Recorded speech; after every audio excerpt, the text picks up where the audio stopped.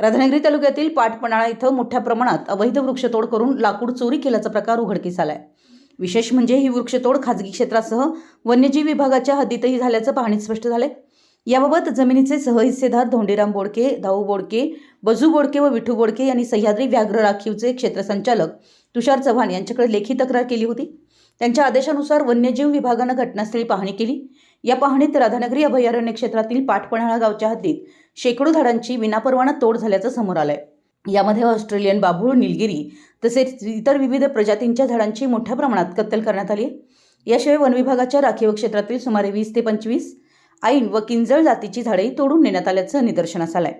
वन्यजीव विभागाच्या सहाय्यक वनसंरक्षक प्रियांका भवर यांनी पथकाचा पंचनामा केला असून संपूर्ण माहिती घेतल्यानंतरच अधिकृत प्रतिक्रिया देण्यात येईल असं त्यांनी सांगितलं। दरम्यान वन विभागाकडे वारंवार तक्रार करूनही योग्य दखल घेतली नसल्याचा आरोप माजी सरपंच बाबूराव बोडके यांनी केलाय। पाटपणाळा परिसर इको सेन्सिटिव्ह झोनमध्ये असतानाही मोठ्या प्रमाणात वृक्षतोड व लाकूड वाहतूक सुरू असल्याबद्दल त्यांनी संताप व्यक्त केलाय। फराळे येथील वन विभागाच्या नाक्यावरूनही विनापरवाना वाहतूक होत असल्याचा आरोप त्यांनी केलाय। या प्रकरणी सखोल चौकशी करून दोषींवर कठोर कारवाई करावी अशी मागणी शेतकरी व ग्रामस्थांमधून होतीये। मराठी एस न्यूज साठी राधानगरीहून संजय कांबळे।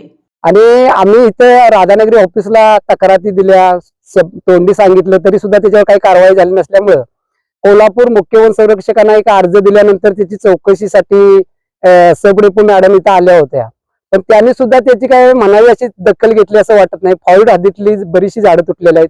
फॉरेस्ट मधनं JCBच्या सहाय्याने रस्ता करून आता अंबाबाई मंदिरपाशी फॉरेस्ट 24 तास गेट नाका आहे, त्या नाका तिथं चालू असताना सुद्धा हा 10 टायर गाडी, 6 टायर गाडी, ट्रॅक्टरनं माल जवळजवळ 10 ते 15-20 ट्रक लाकूड गेलेला आहे। आणि आम्ही वारंवार तक्रार शेतकरी करतोय तरी सुद्धा आम्हाला अजून न्याय मिळाला नाही। तेव्हा याची गंभीर दखल मीडियाने घेऊन किंवा त्या वरिष्ठ जे कोण अधिकारी याच्यात सामील आहे त्यांच्यावर रीतसर कारवाई करावी आणि